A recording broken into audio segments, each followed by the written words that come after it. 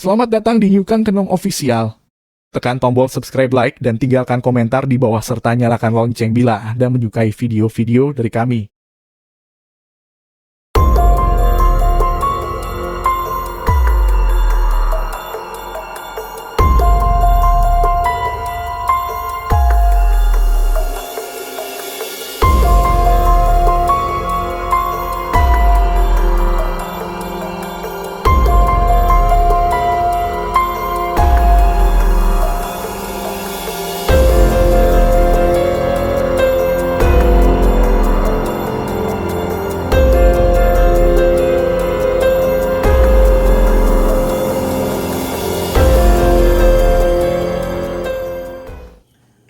Assalamualaikum warahmatullahi wabarakatuh. Selamat malam. Jumpa lagi dengan Kang Kenong Official. Nah, ini Kang Kenong ini kan banyak ya, beberapa orang, ada 4 orang yang bisa dilihat di fotonya yang kita masing-masing punya keunikan sendiri. Jadi Pak Topa dengan video-video dengan video-videonya Pak Topa yang lebih ke arah mistis, keilmuan Jawa, Pak D yang lebih ke arah budaya Jawa yang mungkin sudah mulai ditinggalkan sama terus Mas Doni dengan skeptiknya. Jadi Mas Doni itu skeptik, dia percaya dengan dunia mistis metafisik ya, tapi Mas Doni itu learning by seeing. Jadi dia nggak akan langsung serta-merta percaya kalau tidak melihat dalam hal kegoiban. Jadi setiap ada kegoiban dia akan melogikakan, oh ini sebenarnya nggak kegoib. Nah, saya ini yang paling nggak punya tempat sebenarnya. Makanya saya ini berusaha untuk meniru gaya YouTuber lain, nggak apa-apa kan? Nggak apa-apa. Oke, kita coba lagi misteri aja lah, kecil-kecil. Nggak horor ya nggak apa-apa, penting kayak video. Nah, kalau Anda suka dengan video Kang Kenong, tombol jempol ke atas, subscribe, like, share. Kalau Anda tidak suka ya silahkan tombol jempol ke bawah, nggak apa-apa, jujur aja. Dan saya minta doanya kepada teman-teman biar nanti suatu saat kita bisa bikin satu ruangan kedap suara yang bisa mengakomodir video-video kita. Ya, kita YouTuber kecil, kita mohon doanya ya. Oke. Nah, kali ini saya mau cerita tentang pengalaman sekelompok teman. Sekelompok nih ya. Jadi mereka ceritanya bareng-bareng. Jadi yang saya serap dari cerita mereka ada 7 orang. Semuanya laki-laki. Ada 7 orang mengalami satu kejadian yang sama, mengalami satu keganjilan yang sama. Jadi si 7 anak aja ya, mereka usianya sudah menganjak dewasa sekarang. Nah, ini cerita yang diceritakan pada saat mereka masih berusia SMA.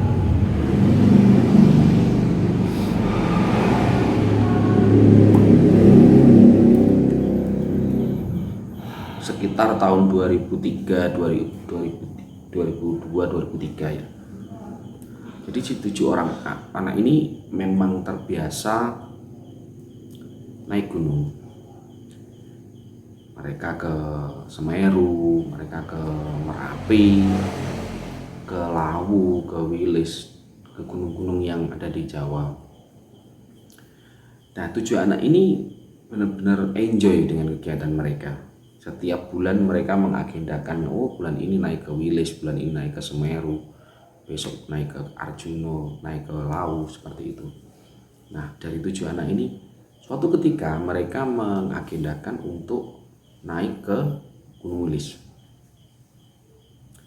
Rencana sudah dibuat, jadwal waktu, bekal sudah disiapkan semua. Mereka berangkat ke Gunung Wilis. Setelah sampai di pos penjagaan, laporan bahwa ada 7 anak yang naik ke atas. Nah, di perjalanan ke Wilis itu beberapa keanehan sudah mulai terjadi. Kita tahu keangkeran Wilis, kita tahu semua gunung angker ya. Kita tahu semua gunung itu mempunyai ciri khas keangkerannya masing-masing. Tapi kategori keangkeran ini yang mungkin yang paling dianggap angker oleh teman-teman pendaki, kata mereka, itu Semeru, Lawu, seperti itu. Tapi Wilis mungkin tidak dikategorikan seperti itu oleh teman-teman. Ya, grade keangkerannya mungkin beda lah. Nah, singkat cerita mereka mulai naik jalan setapak ke Wilis. Jalan setapak, 7 anak ini, biasalah anak muda itu, kata kotor, makian itu sudah biasa. Meskipun di rumah orang tuanya sudah mewanti-wanti, nanti kalau di tempat seperti gunung dan lain sebagainya jangan berkata kotor, jangan mengumpat dan lain sebagainya, karena itu tidak baik. Karena di wilayah seperti itu ada entitas lain yang menguasai tempat itu. Nah, mereka berjalan setapak. Seharusnya waktu yang mereka tempuh mulai dari posko sampai ke puncak yang mereka biasa camping di situ itu sekitar 4 jam ya. Kira sekitar 6 jam perjalanan. Itu waktu normal. Nah, di sepanjang perjalanan menurut mereka dari 7 orang itu ada 2 orang yang sangat terbiasa naik ke puncak Wilis. Nah, menurut si 2 orang ini hanya ada 1 pohon yang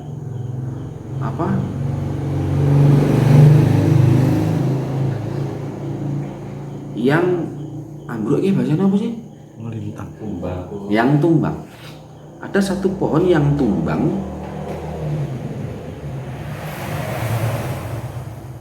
melintang di tengah jalan, yang mereka harus jalan di bawah pohon itu untuk melewati pohon itu, karena jalan setapaknya ditutupi oleh tumbangnya pohon. Pohonnya sangat besar. Nah, harusnya ada 1.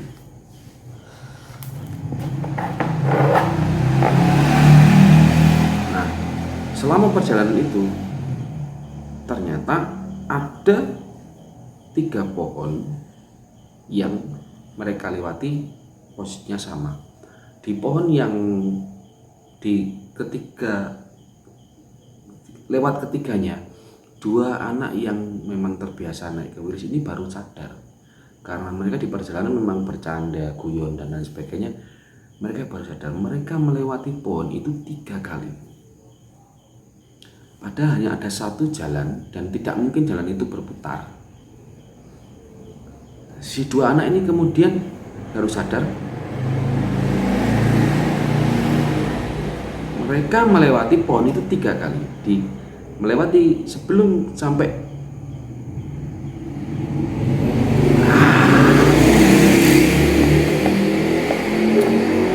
setelah sampai di pohon yang ketiga kalinya, akhirnya mereka bertujuh itu berhenti.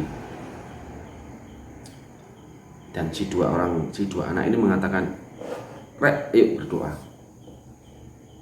Tanpa menjelaskan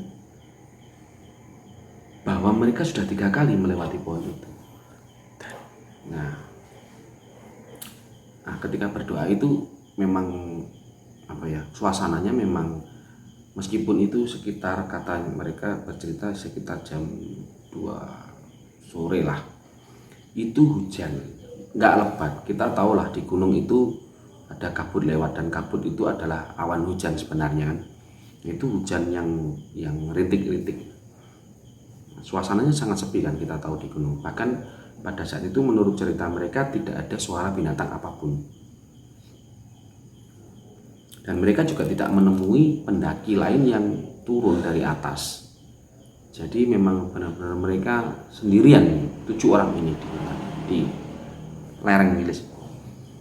Akhirnya setelah mereka berdoa, barulah mereka melewati itu, dan Berapa saat mereka nggak melewati pohon itu lagi. Ini satu keanehan pertama. Nah, ketika mencapai di satu puncak, mereka mengatakan itu puncak satu. Katanya mereka mau bercamping di puncak 3. Ini sudah di puncak 1. Ketika di puncak 1, mereka berhenti beristirahat. Nah, ketika beristirahat, salah satu dari 7 orang ini, yang 5 orang yang tidak pernah mendaki Wilis, karena itu mau untuk 5 orang ini baru pertama kali mendaki Wilis, mereka melihat sesosok wanita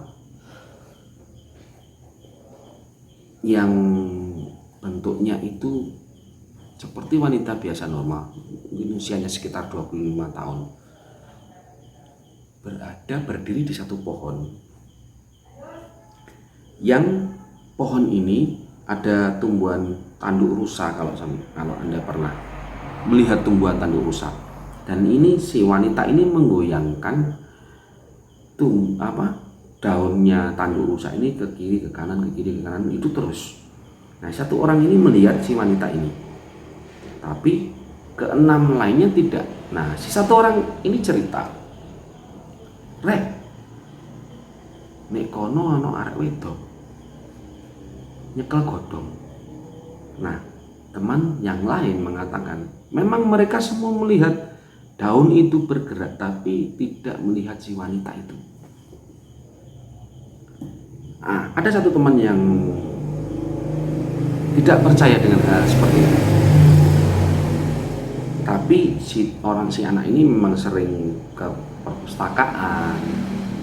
Dia kelas biologinya memang oke pada saat itu. Dia bisa melogikakan daun ini ya. Katanya ini adalah proses osilasi. Daun itu bisa bergerak sendiri dengan sentuhan sedikit angin saja. Nah, ini ada perbedaan pendapat. Akhirnya mereka lanjut sampai di puncak 3 yang terkenalnya entah apa namanya apalah.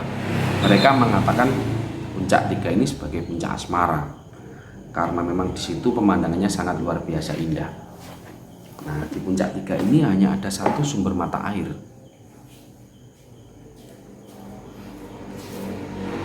Sumber mata air ini berada di lembah jauh ke bawah. Mereka setelah mendirikan tenda, mandilah mereka di sumber mata air ini. Sumber mata air yang berada jauh di jurang. Bermain, mereka anak SMA, tidak peduli apapun, mereka mandi telanjang semua. Telanjang. Bersenang-senang, bernyanyi telanjang, mainan air, berteriak-teriak. Karena tidak ada satu pendaki pun pada saat itu, hanya kelompok mereka.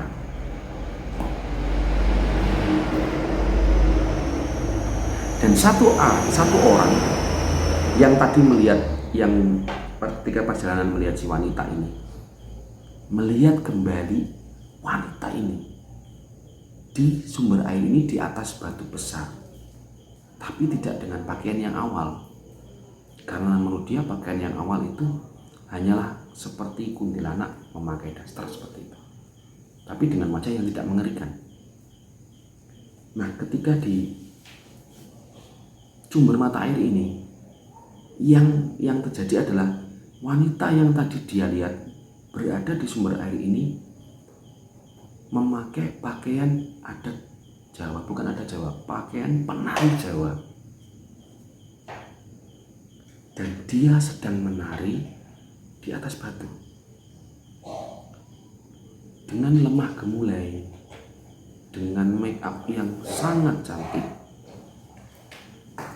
Serta merta si anak ini mengambil baju berpakaian karena dia malu, karena ada wanita yang menari di atas batu di sumber itu. Nah, teman-temannya kaget, ngapain pakai baju? Enggak ada wanita sama sekali di sini. Nah, pandangan si anak ini menoleh ke temannya. Ketika dia menoleh kembali ke batu itu, ada di situ ada wanita yang sedang latihan nari katanya. Tiba-tiba wanita itu nggak ada, hilang. Nah, si teman-temannya mengatakan, aneh awakmu. Di dhuwur gunung ono arek wedok belajar nari. Logikanya piye kan gitu. Nah setelah itu dari balik batu yang dari awalnya tadi ada cewek nari, muncullah seorang lelaki tua membawa semacam alat untuk mencari tunas bambu. Si lelaki tua ini muncul, nah serta merta si 6 anak itu memakai bajunya, malu kan. Lelaki tua muncul duduk, dia tua renta, bahkan di pundaknya ini menurut mereka karena dia terlalu sering, sangat sering memikul beban berat tunas bambu, di pundaknya ini muncul kapalan ya, kayak kulit yang mengeras gitu. Dia bertelanjang dada cuman pakai celana pendek. Pandangan si orang tua ini begitu mengerikan, dengan pandangan tidak suka kepada 7 anak ini. Dan orang tua itu duduk di batu sebelah batu besar tadi, membasuh kaki, membasuh tangan, membasuh muka di situ. Lalu mereka memanggil 7 anak ini. 7 anak ini karena mereka sungkan dengan warga sekitar, datanglah ngumpul terus diceritain sama si orang tua ini. Nak le, sampeyan di kene ojo ngene iki kan gitu. Dan yang paling mengerikan dari orang tua ini ekspresinya datar. Dia mata orang tua ini, kalau Anda pernah melihat orang yang katarak, matanya seperti itu. Agak putih abu-abu, ekspresinya datar, kulitnya hitam legam. Dan ada kapal di sebelah kanannya ini untuk mikul benda berat itu. Dia mengatakan tanpa ekspresi, tanpa senyuman, tanpa apa, dia mengatakan, le, sama nih ini jangan seperti ini, ojo ini, karena ini tempatnya suci. Dia bilang gitu. Mata air itu suci, jangan dibuat sembarangan. Kalau mandi telanjang nggak apa-apa, silahkan, tapi jangan mengumpat, jangan bercanda yang berlebihan, karena di mata air ini suci. Dia bilang seperti itu. Nah, anak-anak 7 anak ini akhirnya meminta maaf, mohon maaf Pak, karena kami tidak tahu yang seperti ini. Nah, setelah itu si orang tua ini tadi berpamitan kepada 7 orang ini, sekali lagi tanpa ekspresi, pandangan matanya juga tetap kosong. Dia mengatakan, ya wis, iki wis arepe maghrib, sampai ndang bali nyang tendo. Dia bilang gitu. Akhirnya si anak ini ambil air, kembali ke tenda. Pirang menit? 17. Sopo ya mau?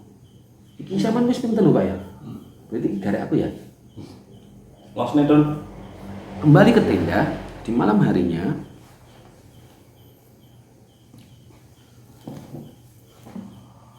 Kan ini di suasana di tengah, di atas puncak gunung dengan angin lembah yang sangat dingin, dengan mereka membuat perapian kan. Mereka membuat perapian, setelah bercanda, masak, makan, mereka masuk ke tenda. Nah, di sekitar jam, menurut salah satu orang itu sekitar jam 12:30 malam, satu anak ini bangun karena dia pengen buang air kecil. Nah, perapian yang di luar yang tetap menyala itu, ketika dia bangun, si anak ini mendengar sayup-sayup ada orang ngobrol di perapian ini.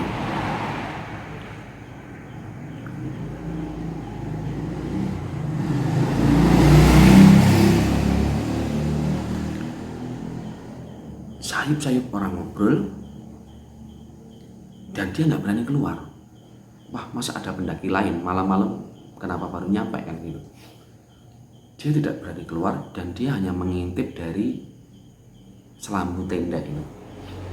Dan sangat kaget si anak ini, sangat kaget yang luar biasa. Ini anak yang tadi melihat penari itu tadi.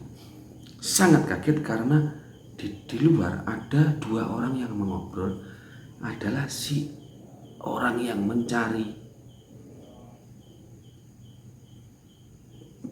tunas bambu sama si cewek yang tadi nari ini.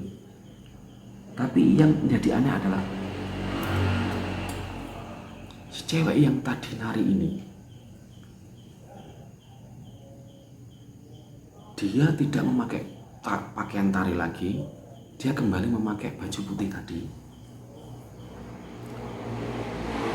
Tapi ada bekas seperti tali di lehernya, menghitam. Dan mereka ngobrol. Yang menjadi aneh lagi, si anak ini tidak mengerti bahasa obrolan mereka. Mereka mengobrol dengan logat Jawa, tapi si anak ini tidak mengerti bahasa apa yang mereka pakai.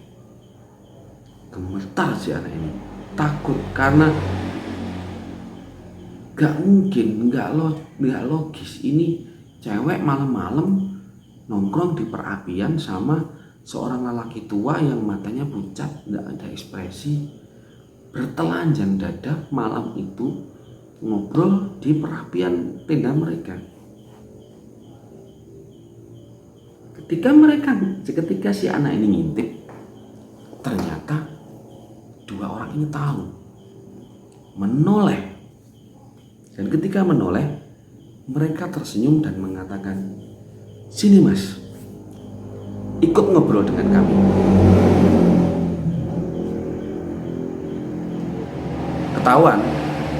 Ketahuan, akhirnya si anak ini keluar.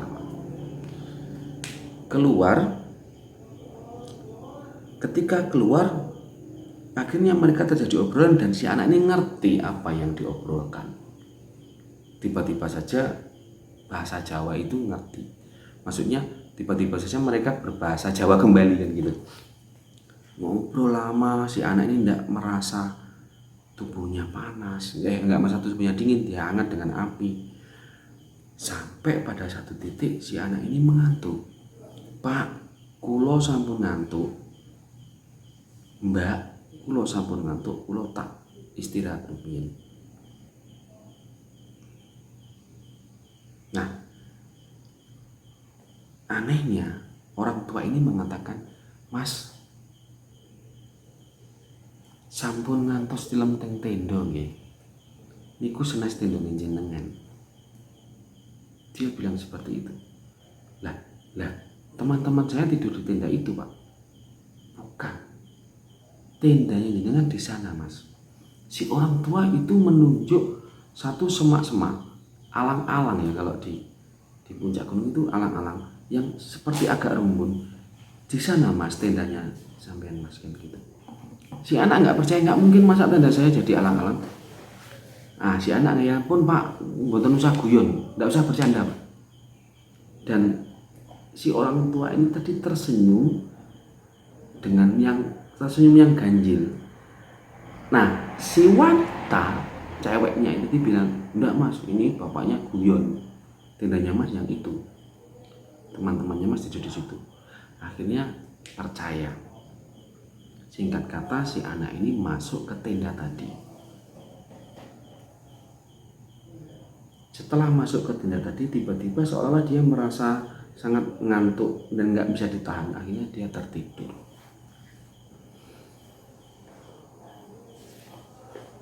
Keesokan paginya, di tenda itu mereka semua terbangun beraktivitas. Ya, bangun, merokok, bikin kopi. Dan temannya baru sadar bahwa ada satu temannya yang hilang. Dicari kemana-mana, mereka kembali ke mata air, nggak ketemu. Mereka kembali ke puncak 1-2, nggak ketemu. Sampai di satu titik, ketika mereka mau pulang, akhirnya mereka memutuskan, "Ayo kita pulang, ini sudah nggak beres." Akhirnya mereka turun ke bawah meminta bantuan polisi hutan. Mereka meminta bantuan polisi hutan, akhirnya dicari bersama-sama.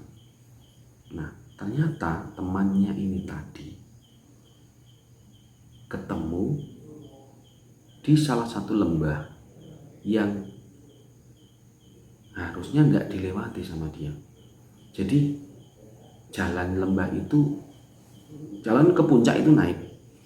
Nah, ada banyak jalan-jalan sempalan, apa sih bahasanya sempalan itu? Cabang yang harusnya memang ada tanda silang di situ. Jadi warga sekitar itu di jalan-jalan cabang itu diberi tanda silang oleh warga sekitar untuk menandai para pendaki bahwa ini bukan jalan untuk ke puncak, tapi ini adalah jalan orang yang mencari tunas bambu, rebung. Jadi si anak ini berada di bawah rimbun bambu kecil sendirian, ketakutan, kedinginan, mukanya pucat.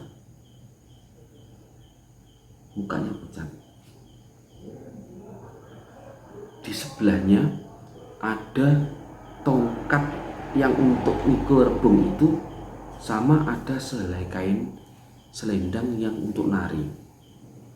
Sangat pucat ketika ditemukan. Dan dia mengatakan setelah dibawa ke bawah, dia bercerita, saya ngobrol dengan 2 orang 3 hari 3 malam tidak boleh pulang.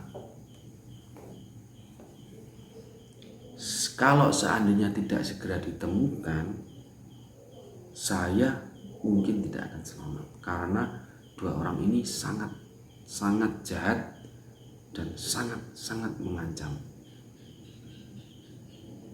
Terus ditanya sama polisi hutan, kenapa mereka harus jahat dan mengancam? Sebenarnya padahal pendaki lain tidak mengalami seperti itu. Karena kami melanggar pantangan-pantangan yang disepakati bersama yang tidak tertulis. Seperti tidak boleh berkata kotor, tidak boleh mengumpat. Seperti itu. Nah,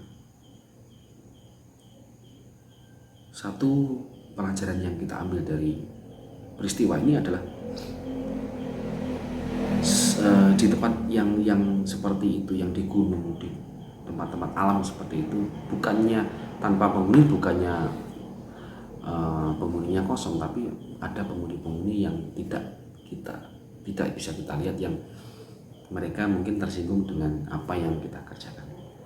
Nah, itu cerita itu diceritakan oleh oleh 7 orang itu, tapi yang vokal adalah salah satu teman yang memang hilang itu. Jadi dia hilang selama 1 hari atau mungkin 1 hari 1 malam ya. Tapi menurut dia itu sudah ngobrol selama 3 hari 3 malam dengan 2 orang itu tadi. Jadi itu demikian cerita dari saya. Mungkin kalau ada video-video lagi saya bagiannya yang cerita misteri. Cerita ini cerita ini 100% benar, cuman nama yang kita samakan gitu aja. Terima kasih telah menonton video-video dari Kang Kenong. Mohon untuk membantu dengan subscribe, like, komentar, dan sampai jumpa di video-video berikutnya. Assalamualaikum warahmatullahi wabarakatuh.